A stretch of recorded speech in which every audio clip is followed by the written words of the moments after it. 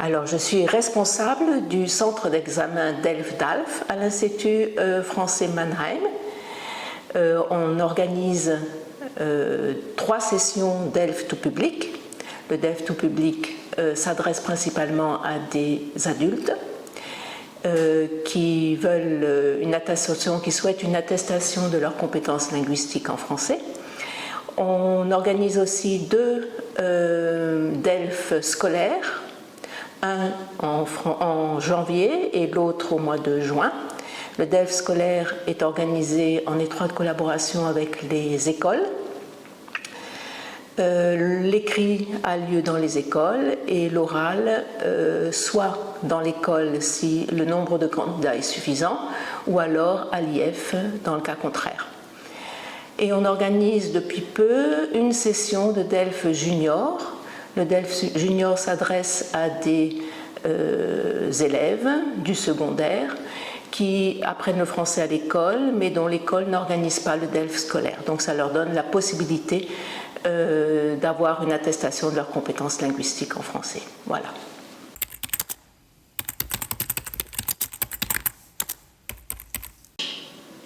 Alors, je suis originaire du Nord, je suis née à Tourcoing, à la frontière belge. J'y suis restée 5 ans. Et puis mon père a été muté dans le sud de la France, à l'université des sciences de Montpellier. Donc j'ai suivi avec toute ma famille. Et donc j'ai passé une grande partie de mon enfance et de mon adolescence. Et j'ai même commencé mes études à Montpellier, que j'ai terminées ensuite en Belgique.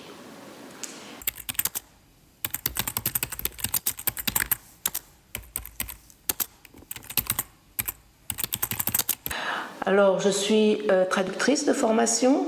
J'ai fait des études de traductrice à Mons, en Belgique. J'ai principalement travaillé dans la traduction. J'ai exercé ce métier pendant une trentaine d'années. D'abord à Stuttgart. C'était mon premier poste dans un bureau de traduction, puis ensuite dans un centre de recherche qui publiait une revue mensuelle en 3 langues, le français, l'anglais et l'allemand. Et moi, je traduisais les textes en allemand et en anglais, et je les traduisais en français. En 2013, le service de traduction a été supprimé. Et pendant 3 ans, je me suis occupée de 2 petites filles qui allaient à l'école française de Heidelberg. Et ma mission, c'était de passer l'après-midi avec elles, de les accompagner dans leurs activités, de parler français avec elles, de manière à ce qu'elles améliorent leur langue. Et ensuite, je suis venue à l'IF en 2016. Ils m'ont engagée. Donc j'ai commencé à l'IF en septembre 2016.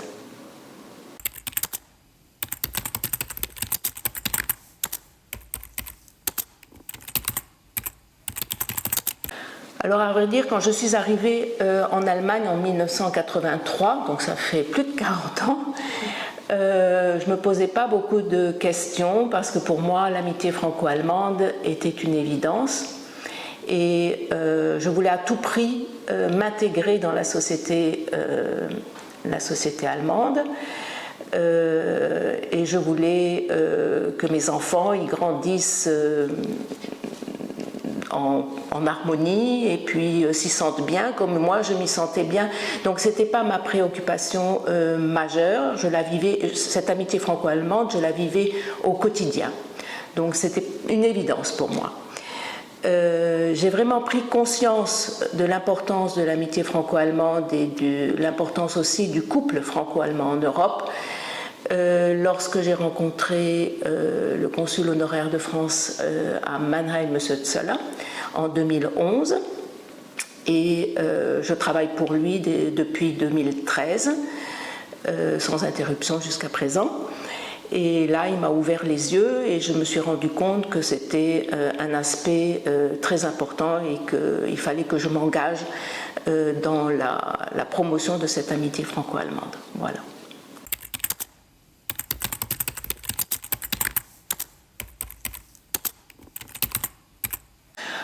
Alors, j'ai pas d'anecdote particulière. Par contre, j'ai deux souvenirs qui m'ont marqué et qui m'ont fait évoluer aussi. Le premier, c'est que c'est mon arrivée à l'IEF en 2016. L'IEF venait juste d'être créé. L'IEF, tu le sais, a été créé en 2015.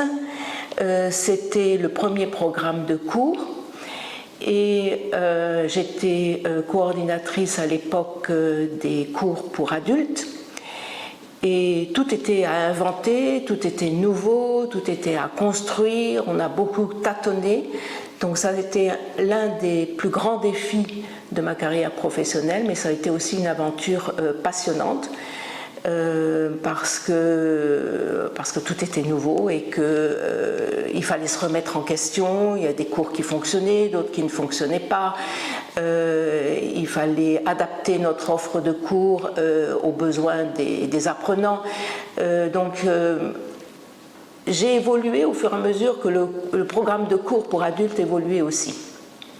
Donc ça a été une aventure passionnante où il a fallu faire preuve de beaucoup de créativité et d'inventivité.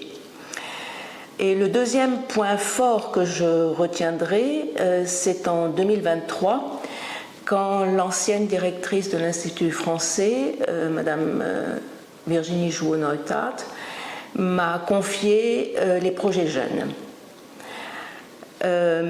C'était aussi quelque chose d'entièrement nouveau pour moi, j'avais jamais fait ça auparavant. Le contact avec les jeunes était inédit pour moi et j'ai pris beaucoup de plaisir à les organiser, même si la tâche n'a pas été facile parce qu'on partait de rien.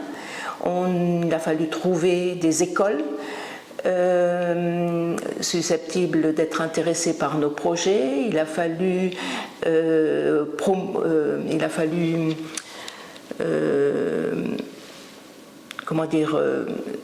trouver des thèmes qui pouvaient intéresser les jeunes et le but de ces projets étant de